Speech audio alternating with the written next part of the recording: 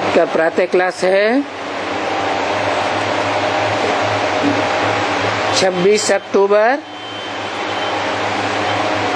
1966।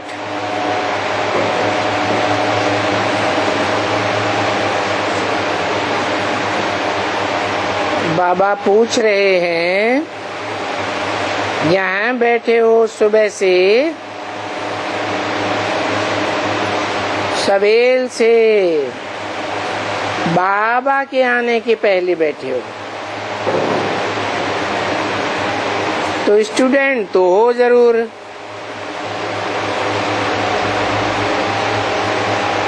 तो ये जरूर यहाँ बैठे बैठे यही तो ख्याल करते होंगे कि हमको शिव बाबा पढ़ाने आते हैं और हम सूर्यवंशी चंद्रवंशी ये लक्ष्मी नारायण बनने वाले हैं, क्योंकि ये राजयोग है ना बच्चे। तो ये यहाँ बैठ करके दिल में इनके यही समय रहता है कि हम राजयोग सीख रहे हैं और विष्णुपुरी या स्वर्ग के मालिक बनने के लिए सीख रहे हैं। तो इस ख्याल में यहाँ बैठे रहते हो, या कोई जमींदारी याद आती है? किसको नौकरी धंधा तो याद नहीं आता है, या बाल बच्चे याद आते हैं?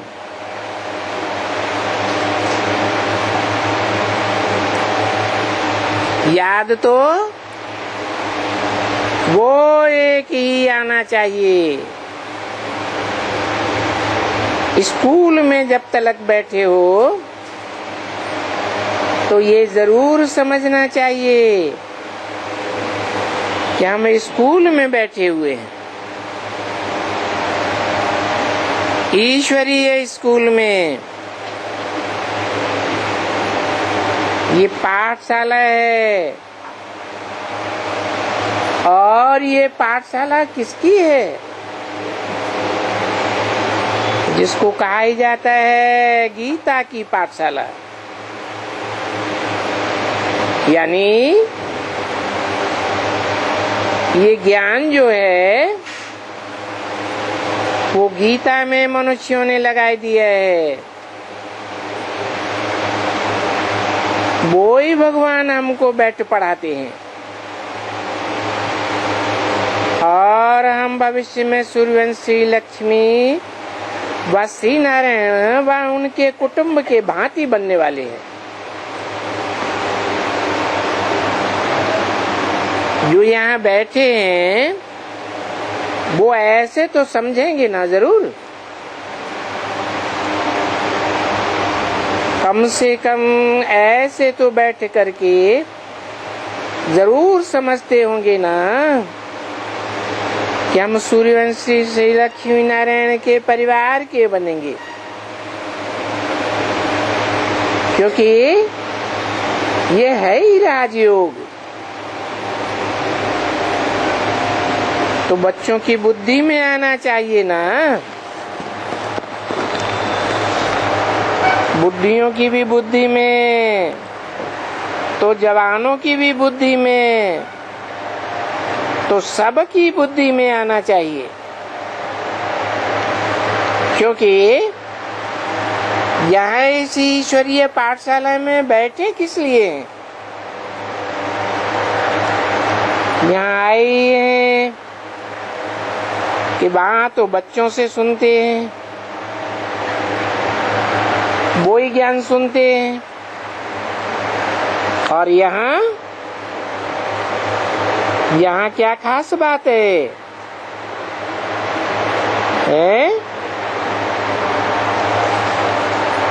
वहाँ अपने अपने सेंटर में जाते हैं तो बाबा के बच्चों से सुनते हैं, और यहाँ बैठे हैं तो किससे सुनते हैं? डायरेक्ट बाबा से सुनते हैं कि हम बाबा से डायरेक्ट सुन करके बाबा के परिवार के डायरेक्ट भांति बनेंगे। ये जो लक्ष्मी नारायण का चित्र है,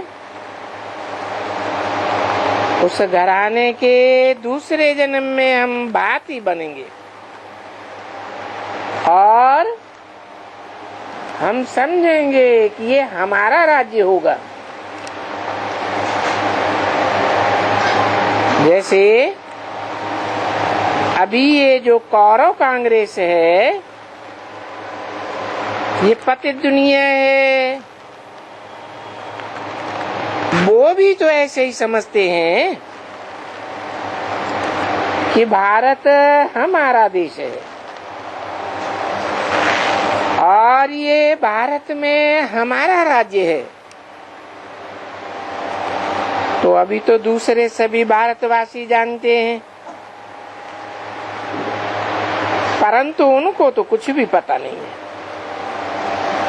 वो तो यही समझते हैं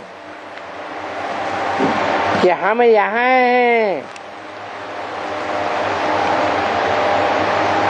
वो नरक और स्वर्ग की बात को नहीं समझते हैं, जानते ही नहीं है कुछ। ये नरक किसको कहा जाता है और स्वर्ग किसको कहा जाता है?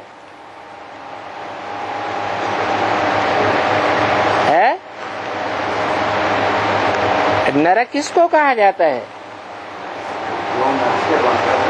नर जो बनाता है, मनुष्य जो बनाता है, वो नरक बनाता है और सदा स्व स्थिति में रहने वाला बाप जो बनाता है, वो स्वर्ग बनाता है।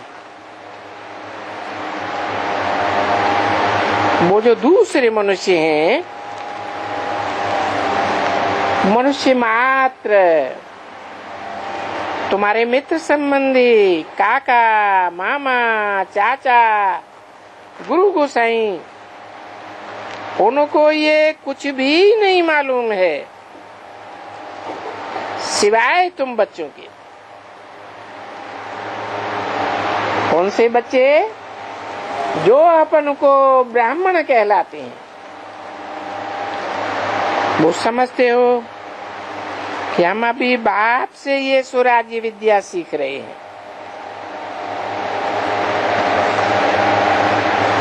और ये स्वराज्य विद्या किसके लिए सीख रहे हैं?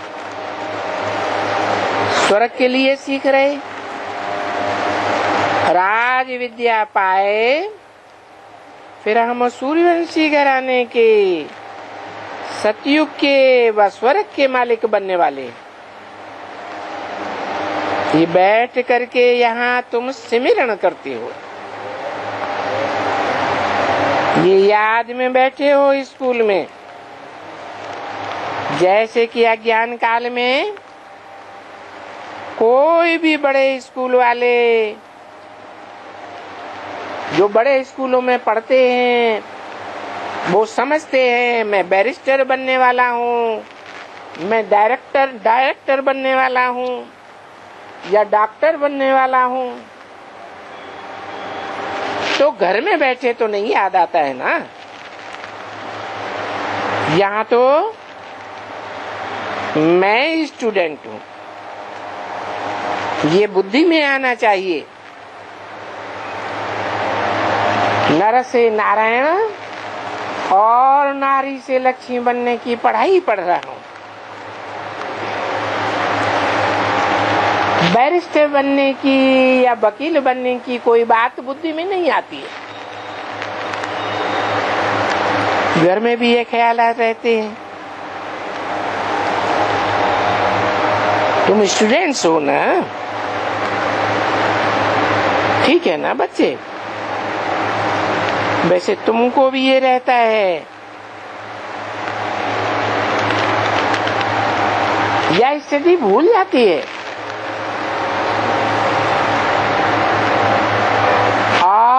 सिर्फ धंधे दोरी याद रहते हैं क्या?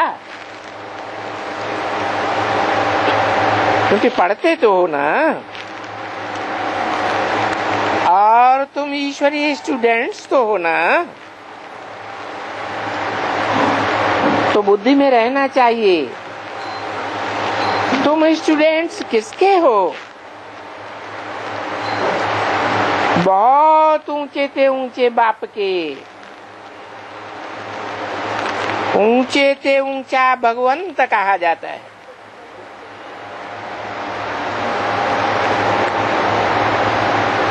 दुनिया में तो समझते हैं कि हमारे घर परिवार का ऊंचा बाप है,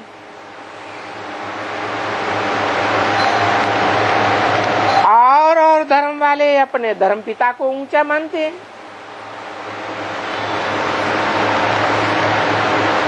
परंतु वो धर्म पिताएं तो हद के धर्म पिताएं हैं। भले क्राइस्ट 200-250 करोड़ क्रिश्चियंस का बाप है, परंतु वो भी हद का बाप है। सारी दुनिया का तो बाप नहीं है, सारी दुनिया तो उसे बाप नहीं मानती,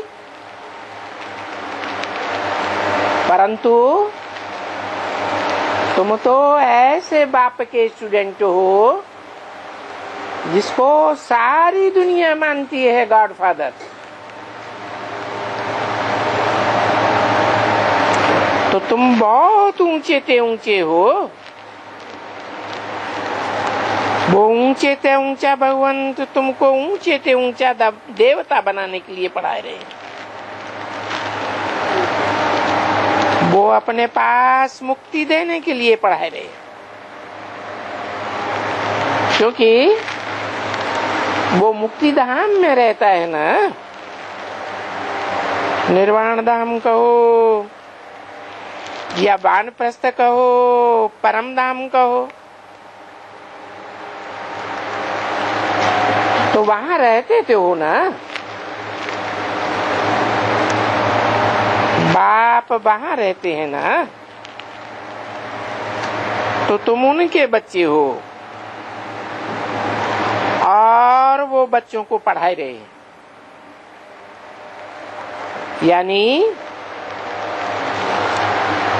परमधाम में कौन रहते हैं? आत्माएं रहते हैं। आत्माओं का बाप रहता है। यानी तुम आत्माओं को पढ़ा रहे हैं। अभी आत्मा अपने शरीर के द्वारा अपनी पढ़ाई को, अपने मर्तबे को याद करती है। यह आत्माएं अपने शरीर द्वारा अपने शरीर के संबंधियों को याद करती रहती हैं। या जिस्मानी मिल्कियत, यहाँ बैठ करके धंधाधोरी तो याद नहीं आती है, क्योंकि यहाँ जब आकर बैठते हो तो ये तो समझना चाहिए कि हम अभी यहाँ बेहद के बाप के पास आते हैं पढ़ने के लिए, और पढ़ाई पढ़ करके हम बेहद का मालिक बनते हैं। बेहद कहा जाता है सारी सृष्टि को, सारे विश्व को। तो तुम जो बेहद का मालिक है,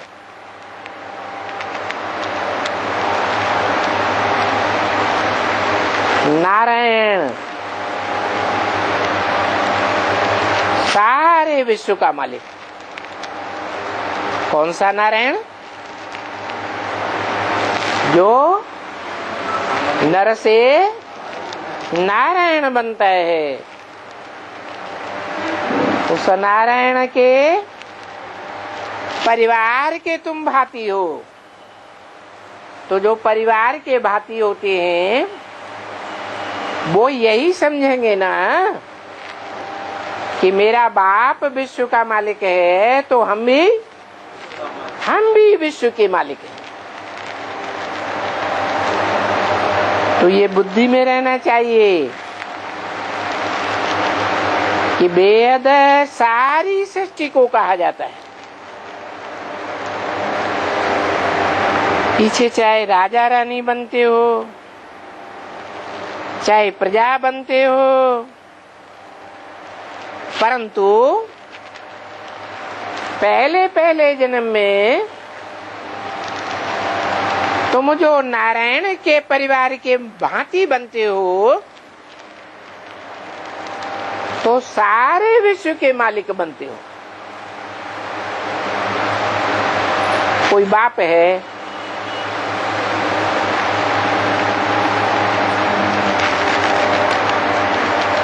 बहुत से कारखानों का मालिक है, तो उसके जो बच्चे होंगे वो भी तो यही समझेंगे हमारे कारखाने हैं, हमारे बाप के कारखाने हैं। तो ऐसे ही तुम बच्चों की बुद्धि में आता होगा कि हम भविष्य में सारे विश्व के मालिक बनने वाले हैं। चाहे राजा रानी बनने हो, बाद के जन्मों में चाहे प्रजा बनने वाले हो, परंतु निकट भविष्य में तुम मालिक बनने वाले हो। भला ये तो याद रहेगा ना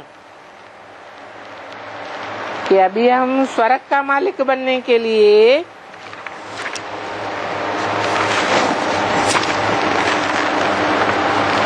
यहाँ पढ़ाई पढ़ने के लिए आए हैं।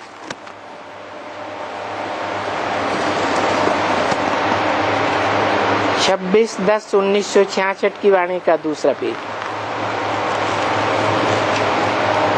उसमें भी ये तो जरूर ख्याल करेंगे कि स्वर्ग में हम पहले आते हैं और धर्म वाले या जो और भारतवासी और धर्मों में कन्वर्ट हो जाते हैं वो पहले से नई सृष्टि में नहीं आते हैं। तो ख्याल में भी तो सूर्यवंशी, नई दुनिया में तो सूर्यवंशी है ना। तो ये तो समझते होंगे कि हम नई दुनिया में सूर्यवंशी घराने में फिर अपनी राजाई ही करेंगे और कोई दूसरे धर्म वाले की राजाई नहीं होगी। तो ये बात यहाँ पढ़ाई पढ़ते समय अपनी बुद्धि में रहनी चाहिए ना। जैसे उन कॉलेजों में जो डॉक्टरी की पढ़ाई पढ़ते हैं, इंजीनियरिंग पढ़ते हैं, तो बुद्धि में रहता है ना हम जाकर डॉक्टर बनेंगे, हम जाकर के इंजीनियर बनेंगे।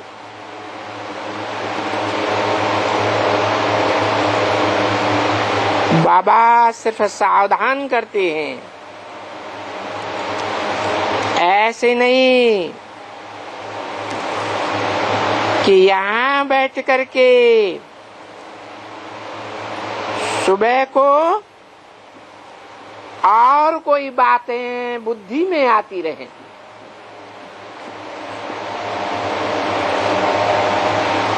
कहाँ यहाँ वहाँ के ख्याल चलते रहे। नहीं, यहाँ तो बैठ करके ये ध्यान में आता है या ये बात भी भूल जाते हो?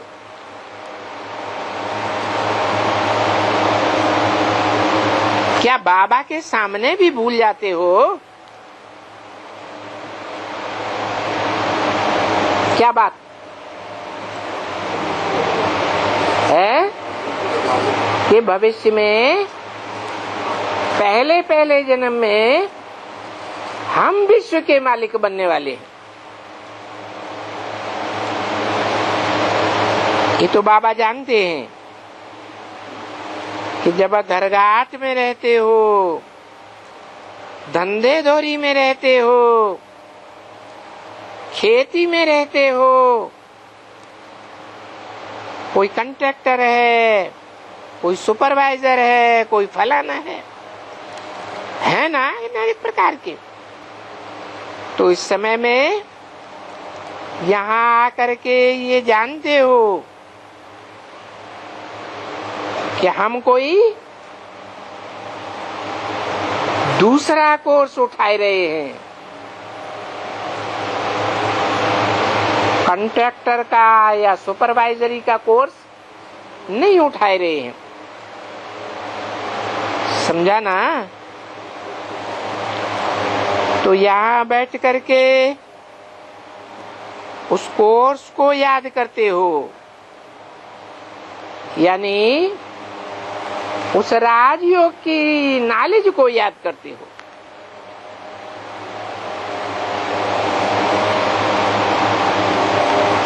वहां नई दुनिया का याद आता है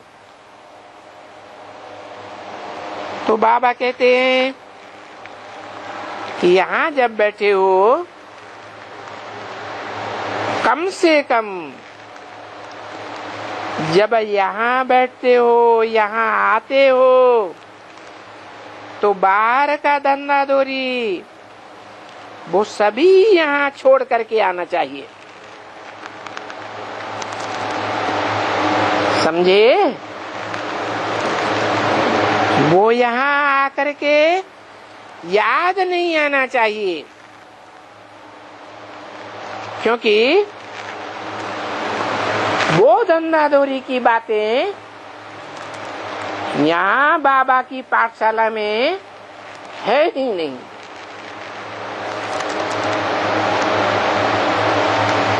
तुम दुनियादौरी के वातावरण में यहाँ हो ही नहीं।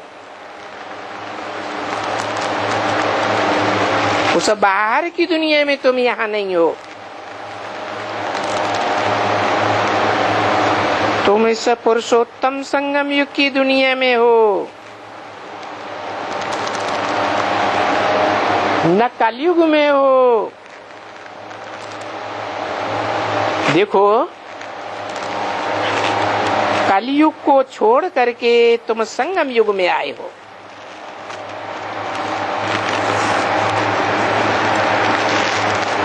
पुराने जन्म को छोड़ करके तुम नए जन्म में आए हो। इस नए जन्म में किसके बच्चे हो? हैं? ब्रह्मा के बच्चे ब्राह्मण हो। ये संगम युग है, तो ये खास जगह है जहाँ आते हो बाबा के पास। यहाँ संगम युग में बैठे हो, यहाँ कलयुग में नहीं हो, क्योंकि तुम यहाँ कलयुग को छोड़ करके आए हो। उस गोरख धंधे को छोड़ करके यहाँ आए हो।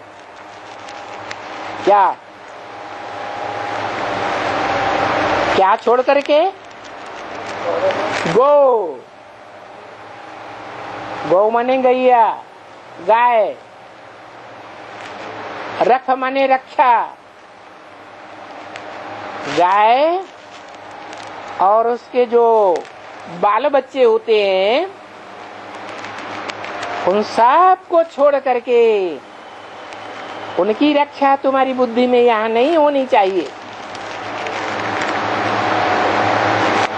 इसलिए ये जो मधुबन यहाँ कहा जाता है, क्या कहा जाता है? मधुबन माने मधुसूदन का घर, जहाँ वन अर्थात जंगल जैसी वैराग्य वृत्ति हो, जहाँ मधु अर्थात शहद की तरह आपस में मिठास वृत्ति हो, ऐसा मधुवन जो कहा जाता है। तो इसलिए कि जब यहाँ आते हो तब जो कुछ भी आपस में वातावरण बातचीत वगैरह करो, तो यहाँ की नॉलेज वाली हो, बाहर के दुनिया की अज्ञान की बातें यहाँ बुद्धि में नहीं आनी चाहिए। जब तक यहाँ हो तब तक तो ये बात बुद्धि में रहे। वो जो अपना धंधा धोरी है, वो उनका वातावरण, उनकी राय, उस राय में आपस में बैठ करके कथा कहानियां नहीं सुननी है कि यहाँ बैठ करके बाहर की दुनिया की कथा कहानियां एक दूसरे के कान में डालो। यहाँ बैठ करके तुम जो कुछ सुनते हो,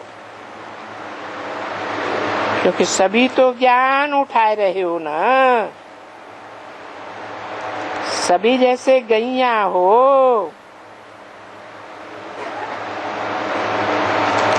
तुम ज्ञान उठाते हो। तो फिर यहाँ आकर के उन ज्ञान की बातों का ही वर्णन होना चाहिए।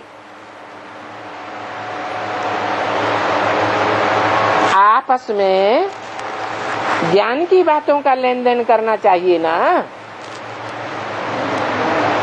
और इस ईश्वरीय ज्ञान का ही विचार सागर मंथन होना चाहिए। फिर वो दुनियावी बातें नहीं, यही ज्ञान।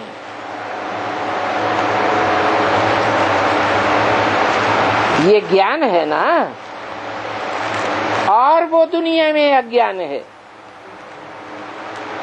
ज्ञान कहाँ से आता है? एक भगवान से ज्ञान आता है, और अज्ञान कहाँ से आता है? रावण के अनेक सिरों से ज्ञान आता है, अज्ञान।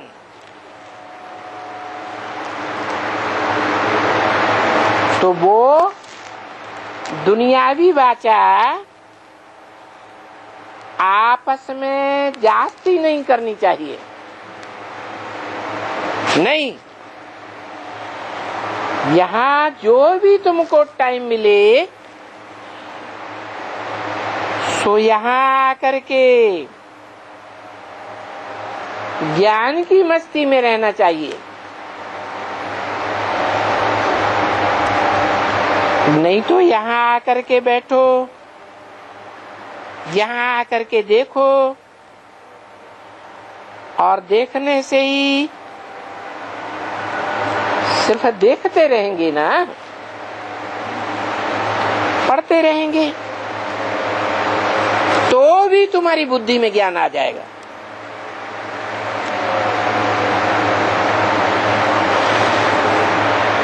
अक्सर करके तुम सभी बच्चे थोड़ी बहुत हिंदी तो जानते ही होंगे, क्योंकि तुम्हारे माँ बाप कौन सी भाषा बोलते हैं। तो जो बच्चे माँ बाप के बच्चे होते हैं, वो कुछ न कुछ मातृभाषा तो जानते ही है ना।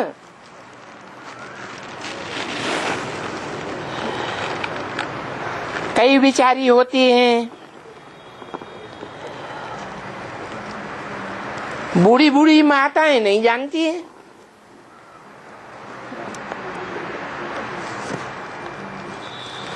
क्या नहीं जानती है? हिंदी नहीं जानती है। उनको भी, बूढ़ी बूढ़ी माताओं को भी फिर इन मधुबन की ब्राह्मणियों का काम है कि उनको हिंदी सिखाएं थोड़ी थोड़ी।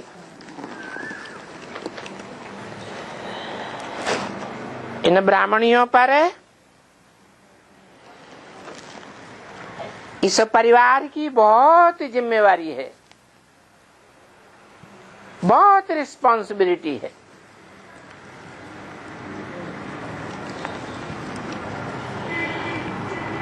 इनको बैठ करके यहाँ बाबा की ज्ञान की बातों में बहलाना है।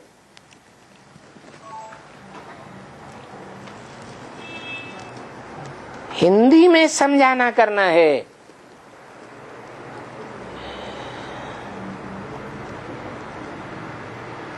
तो ब्राह्मणी बनना भी ये कोई मासी का घर नहीं है।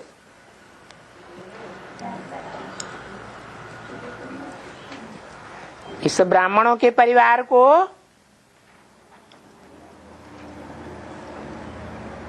ब्राह्मणी अपना ईश्वरीय परिवार समझ करके चलावे।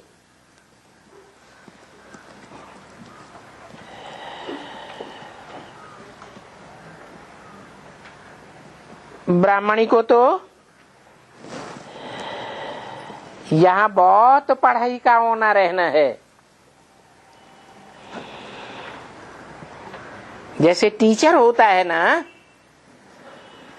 स्टूडेंट्स को पढ़ाई का बहुत होना रखता है कि अगर हमारे स्कूल में पास कम हो गए तो गवर्नमेंट में हमारी इज्जत चली जाएगी।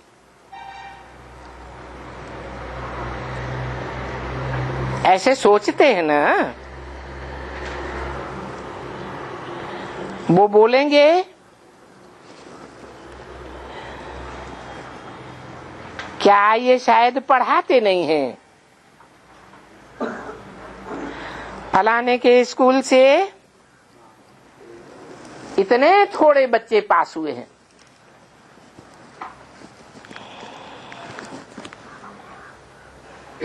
जो जिसका बहुत पास होंगे वो बोलेंगे कि ये टीचर तो बहुत अच्छा है। तो बाबा टीचरों के ऊपर भी बहुत जिम्मेवारी रखता है। तो टीचर भी तो आजकल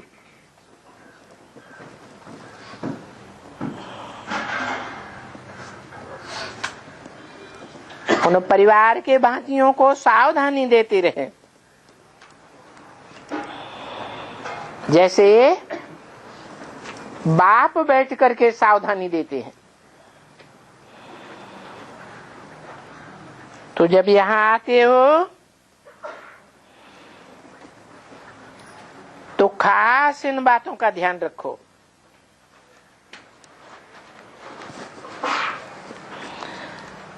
वहां उस बाहर की दुनिया में तो बाबा समझ सकते हैं कि सारा दिन गोरख धंधा लगा पड़ा रहता है। धंधे दोरी की ही बातें याद आती हैं।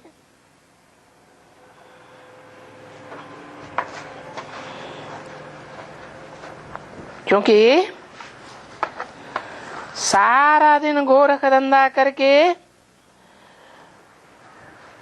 वो फिर आकर के यहाँ बैठेंगे तो वो गोरख धंधे वाली बातें ही यहाँ आती होंगी बहुतों को।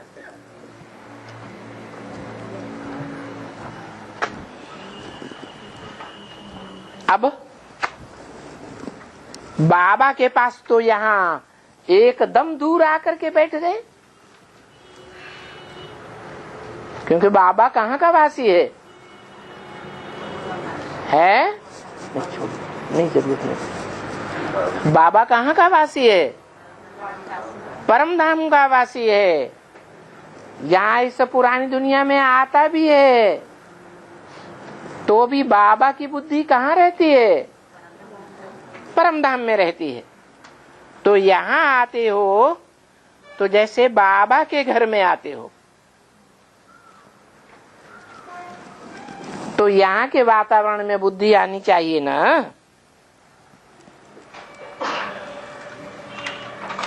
तो यहाँ की बातें याद आएंगी।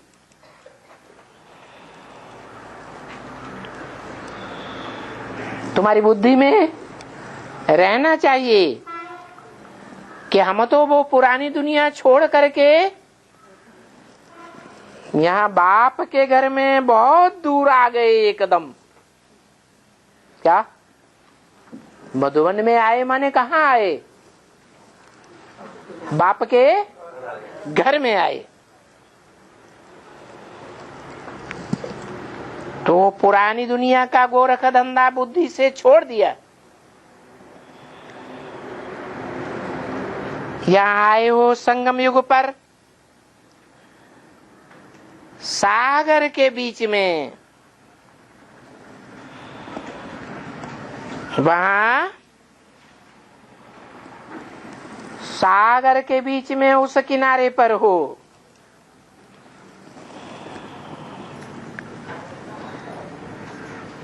जहां अभी घर में रहते हो तो फिर उस दुनिया के उस किनारे पर हो।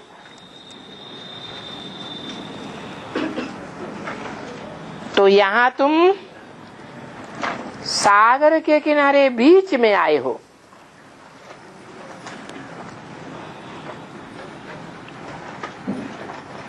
तो यहाँ बच्चे संगम युग है ना,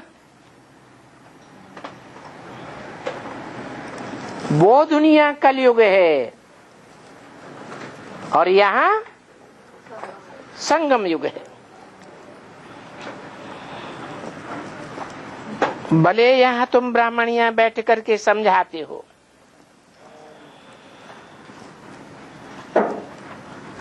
या कोई गाँव में समझाते हो,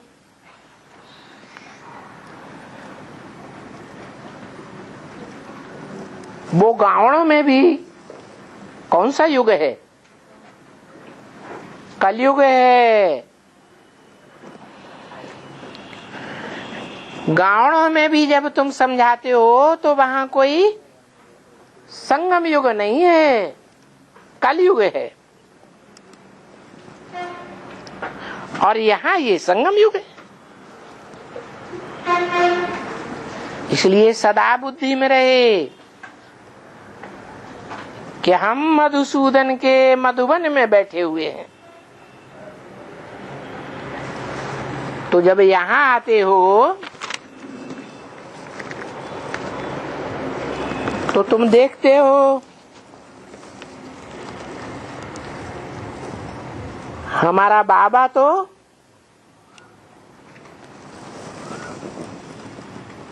यहाँ जास्ती याद आते हैं। वहां घर की धंधादौरी में रहते हो तो जास्ती बाबा की याद नहीं आती है। 26/10/66 की वाणी का 3रा पेज।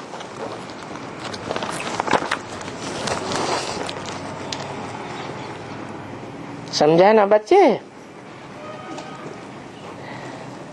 वहां तो वो ब्राह्मणी करके याद रहती है। जब अपने अपने सेंटर में पढ़ते हो हाँ, शिव बाबा भी कोई कोई को मुश्किल से याद आता होगा, यहाँ तो तुम बिल्कुल बाबा के सन्मुख आए हो, क्योंकि यहाँ आने की भी कोई अभी रास तो होगी ना।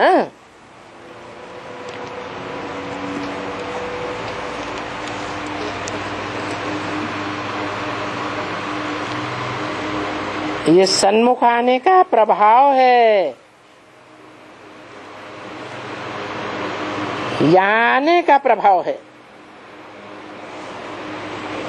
बाप के पास आने का प्रभाव है। वहां भक्ति मार्ग में मंदिरों में जड़ मूर्तियों के पास जाते हैं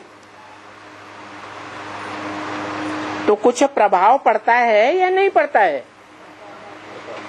तो वहां तो जड़ मूर्तियां हैं और यहाँ तो सन्मुख आए हुए हो। ऐसे नहीं कि यहाँ भी आकर के घर घाट याद आए, बाल बच्चे याद हैं। तो फिर हमको क्या करना है? वो क्या करना है? वो करना है ये जाएंगे, ये करेंगे, फलाना करेंगे। वो दुनियावी बातें अगर याद आती रहेंगी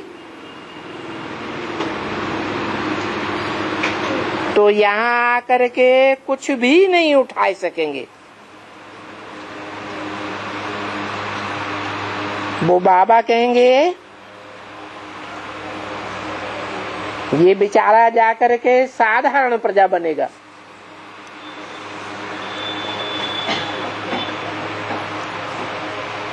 कौन?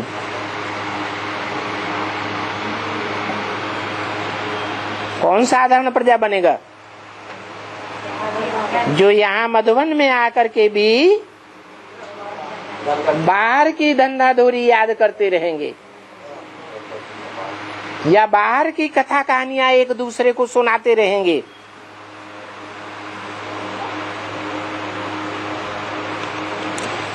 यहाँ तो हम आए ही हैं सूर्यवंशी घराने में।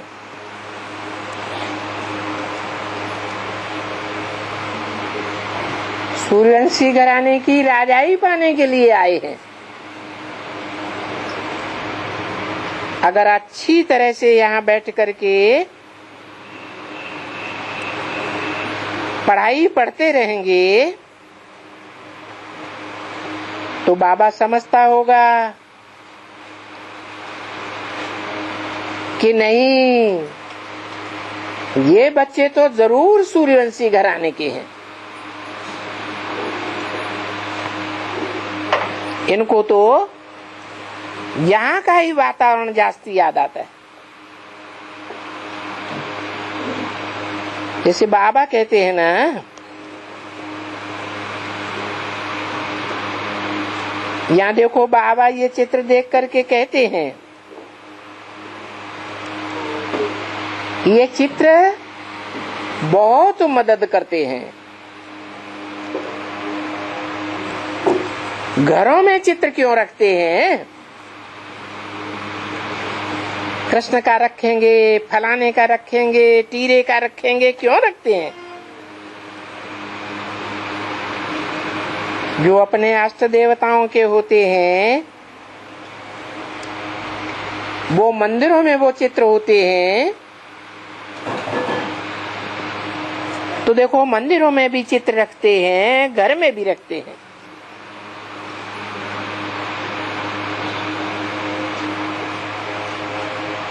जिसका जिसका जो अष्ट देवता होता है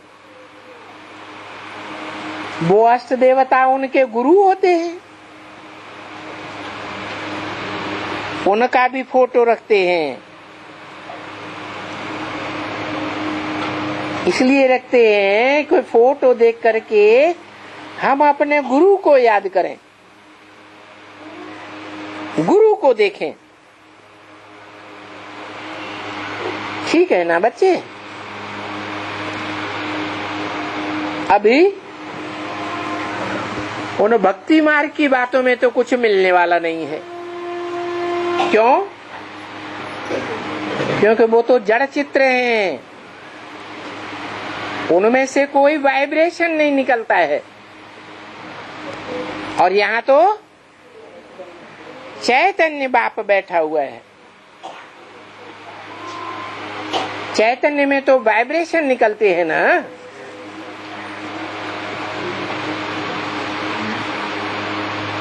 चैतन्य से तो दृष्टि मिलती है ना।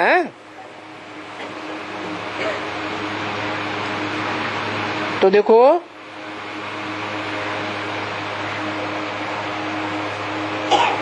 उस भक्ति मार्ग के जड़ चित्रों में तो कुछ भी नहीं मिलता।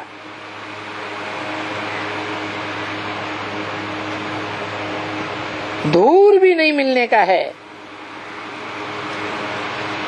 छाई भी नहीं मिलने की है। ये तो तुम समझ कर आए हो कि भक्ति मार्ग में कुछ भी चित्र तुम रखते हो, घर में जाते हो, मंदिरों में जाते हो, वहां कुछ भी करते रहते हो, सीढ़ी 63 जन्म नीचे ही उतरते आए हो। यानी तुमको 63 जन्म में घाटा ही होता आया या फायदा हुआ? अभी तुम संगम युग में हो, चढ़ती कला में हो। यहाँ बाबा आया हुआ है तुमको फायदा देने के लिए। तो फिर बाबा कहते हैं अभी यहाँ फायदा लेना है ना। कैसे फायदा लेंगे? एक को याद करना है, अनेकों को याद करेंगे तो बेविचारी याद से घाटा पड़ जाएगा। भले फिर तुम घर में भी शिव को रखो,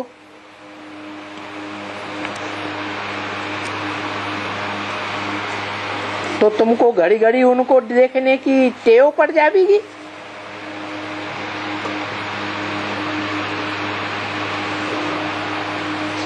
शिव बाबा को देखा, अच्छा उनसे बातें करो।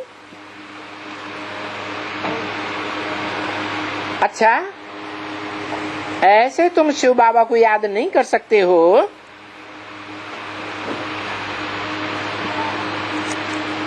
रात को बिगर चित्र के भी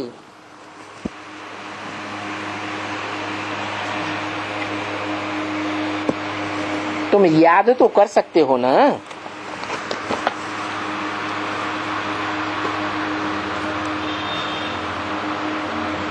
अच्छा नहीं कर सकते हो तो घर में शिव का चित्र रख लो, उस चित्र से तो बात कर सकते हो ना।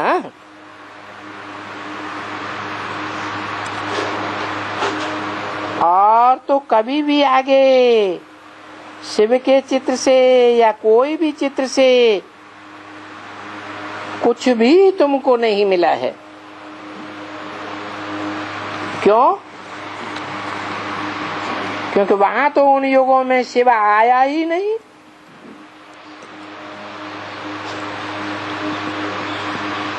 तो फिर क्या करना चाहिए? आगे भक्ति मार्ग में तो गुरु को याद करते थे, कृष्ण को याद करते थे, हनुमान को याद करते थे, फलाने को याद करते थे। ऐसे था ना बच्चे? अभी तो शिव बाबा खुद कहते हैं, सन्मुख में आकर कहते हैं कि मुझे याद करो। अभी धंधाधोरी में रहते हैं। तो फिर धंधा धोरी में रहने वाले क्या उपाय करें? तो बाबा ने समझाया कि अच्छा, घड़ी घड़ी शिव बाबा को याद कैसे करें? शिव बाबा का चित्र रख दो। ये त्रिमूर्ति का ही चित्र ठीक होगा ना।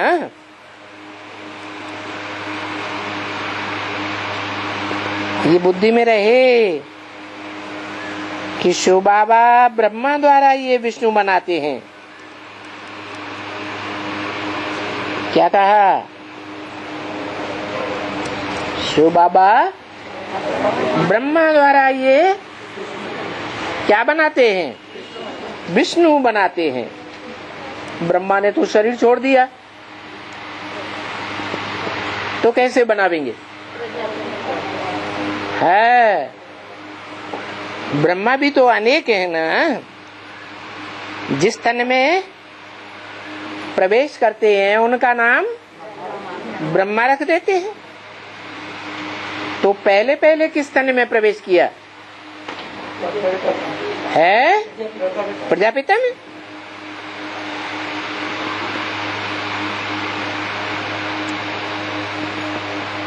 तो देखो, ब्रह्मा द्वारा तुमको सूर्यवंशी बनाते हैं।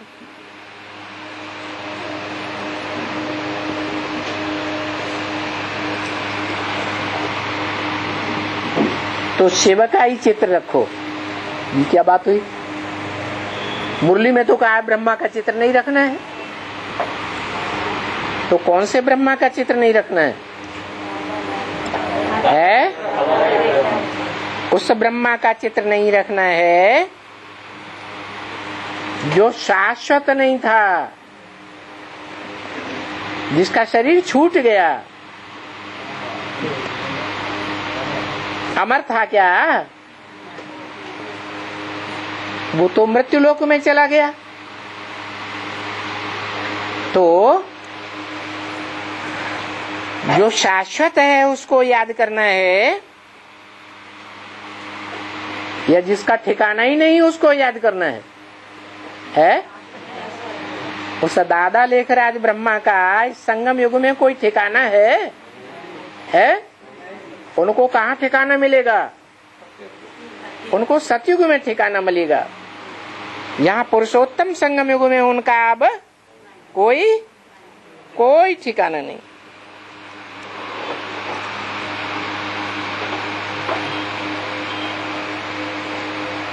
तो भला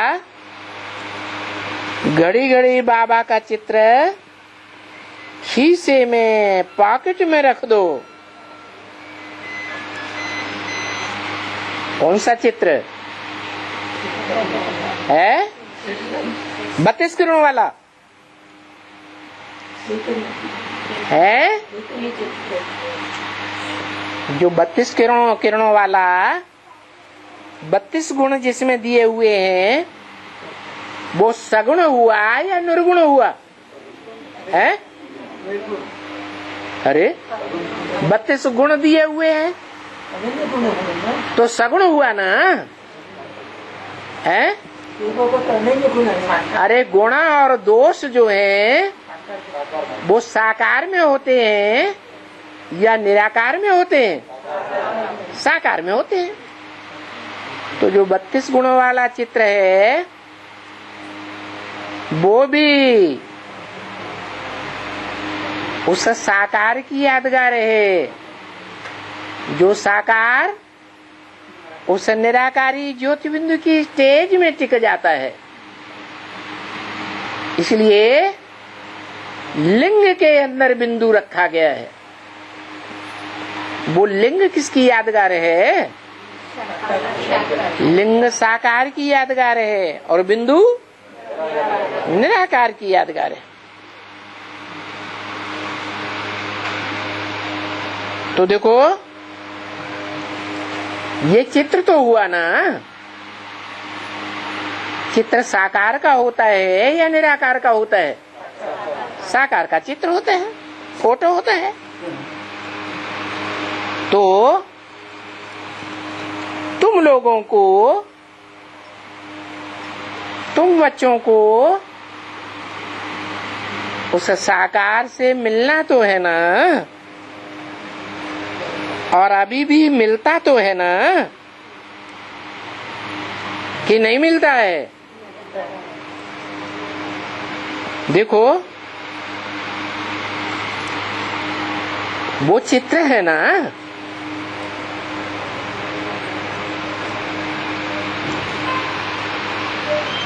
कहां से?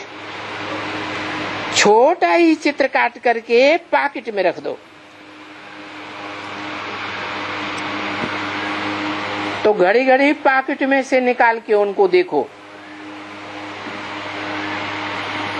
कौन सी पॉकेट में रख दो? बुद्ध रूपी पॉकेट में रख दो। घड़ी घड़ी देखो तो याद पड़े। भले तुम धंधे दोरी में भी रहते हो, जब वो धंधा पूरा हो, क्योंकि बाप ने सिखाया था, बाबा जब भगत था तो लक्ष्मी नारायण के चित्र थे,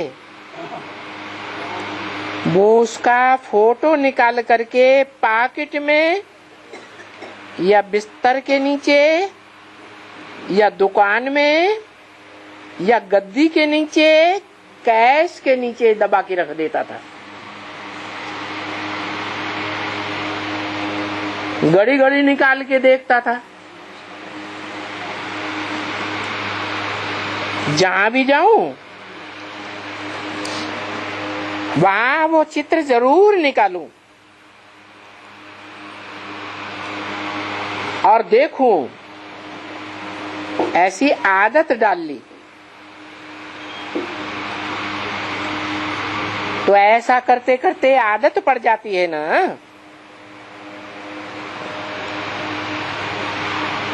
तो याद करो, घड़ी घड़ी बुद्धि रूपी पॉकेट में से निकालो और याद करते रहो। अभी भक्ति मार्ग में उन जड़ चित्रों को रखने से तो कुछ मिलता नहीं है, क्योंकि भक्ति मार्ग में तो वो आया ही नहीं था, और यहाँ संगम में तो प्रैक्टिकल में आया हुआ है ना। अभी तो तुमको मालूम है कि हमको शिव बाबा से मिलना है, और शिव बाबा हमको मिलता भी है, तो फिर कैसे हम शिव बाबा को याद करें? है घर में रहते रहते, धंधे धोरी में भी रहते रहते, हम घड़ी घड़ी कैसे शिव बाबा को याद करें? Practice makes a man perfect. क्या? अभ्यास करने से सब कुछ हो सकता है। घड़ी घड़ी बुद्धि रूपी पॉकेट में से बाबा का चित्र निकालेंगे, याद करेंगे, तो फिर घड़ी घड़ी याद करने की आदत पड़ जाएगी। परंतु बच्चे कहते रहते हैं बाबा, हम तो भूल जाते हैं। बाबा भी कहते हैं भूलते तो जरूर हो, क्योंकि माया तुमको भुलाएगी,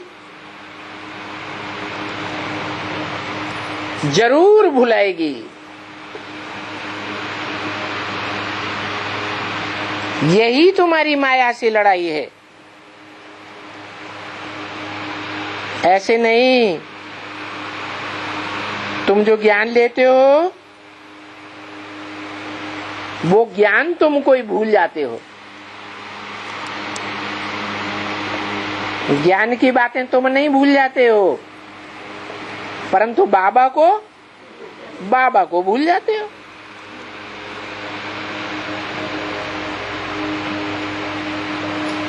ज्ञान में तो कोई कोई बच्चे बड़े तीखे जाते हैं,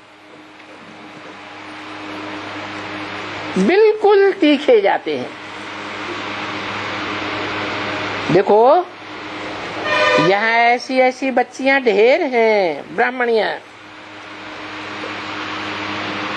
जो बड़े बड़े सेंटर संभालती हैं।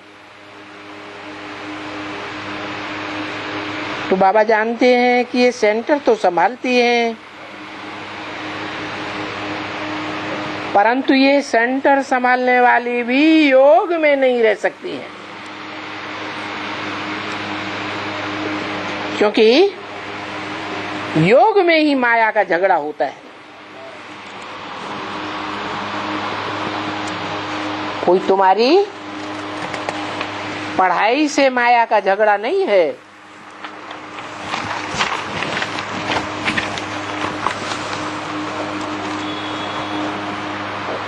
पढ़ाई तो किसकी डल बुद्धि होती है, तो फिर बेचारा नहीं पढ़ सकते हैं। किसकी श्रूढ़ बुद्धि होती है, तो अच्छा ज्ञान पढ़ते हैं। तो पढ़ाई में माया कोई इंटरफियर नहीं करती है। माया इंटरफियर करती है याद में। क्यों? याद में माया क्यों इंटरफियर करती है? बाप बेचते हैं, माया को बाप बेचते हैं। कोई को इंटरफियर बहुत करती है और कोई को कम करती है। इसका क्या कारण है? क्योंकि पूर्व जन्मों में जो शिव बाबा इस सृष्टि पर सदा कायम है, इस सृष्टि पर शिव बाबा रहता तो है ना, शिव बाप नहीं रहता है। कौन रहता है? शिव बाबा तो इस सृष्टि पर अमर है ना। भक्ति मार्ग में भी कहते हैं शंकर तो अमर है, वो कभी मरता ही नहीं, कभी जन्म लेता ही नहीं। जैसे आत्माओं का बाप जन्म मरण से न्यारा है, वैसे हमारा ये मनुष्य सृष्टि का जो बाप है वो भी न्यारा है। वो न जन्म में आता है और न मरण में आता है, वो सदा इस सृष्टि पर कहीं न कहीं कायम रहता है। तो देखो तुम बच्चे सदैव जन्म बाई जन्म उसके साथ रहते हो क्या? मायावियों के संग में नहीं आते हो? हैं? बहुत ऐसी आत्माएं हैं जो बाप को छोड़ करके, बाप की राजाई को छोड़ करके दूसरे दूसरे धर्मों में कन्वर्ट हो जाती हैं। तो बाप को छोड़ा ना,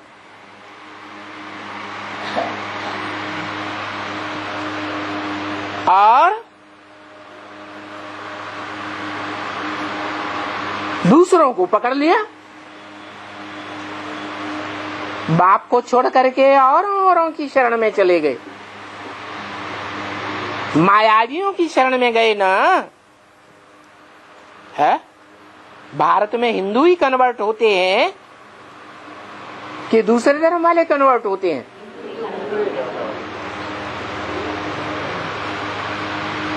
तो ये गलती किसने की है? संगम युग में ही तुम बच्चे गलती करने की शूटिंग करते हो क्या? बाप की याद छोड़ करके मायावियों को, मायावी रूप स्वरूपों को, चित्रों को याद करते रहते।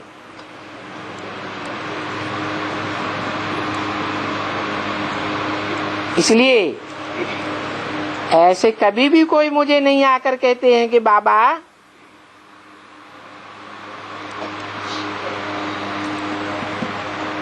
मैं बाबा को नहीं भूलता हूं, है जरूर कहीं न कहीं माया क्या करती है, बुलाती रहती है। ऐसे नहीं कहते बाबा हम 84 का चक्कर भूल जाता हूं, वो तो बुद्धि में रहता है। 84 जन्म का चक्कर तो कोई मूर्ख भी नहीं भूलेंगे। ये 84 का चक्कर ये तो बिल्कुल ही, यहाँ सतयुग, त्रेता, द्वापर, कलयुग, इतना सतयुग में, त्रेता में इतना, द्वापर में इतना, कलयुग में इतना जन्म लिया। तो अब ये क्या सहज सहज बातें भी भूलने की है। इन बातों में भूलने की तो कोई दरकार है ही नहीं। तभी तो बाबा कहते हैं यहां जब आते हो तो बाबा तुमको समझाते हैं, ऐसे मत समझो हमारे पास जो यहाँ रहते हैं सो सदैव कोई शिव बाबा की याद में रहते होंगे। क्या जो बाबा के पास ही रहते हैं, सरेंडर होकर रहे हुए पड़े हैं, वो भी सदैव कोई बाबा की याद में नहीं रहते हैं। नहीं बच्चे, तुम्हारे में कोई अच्छे हैं जो याद में रहते हैं। क्या कहा? अब अच्छे अच्छे कितने हैं? 8 हैं। वो जो 8 सूर्यवंशी देवताएं हैं वो सदैव बाबा के साथ रहते हैं।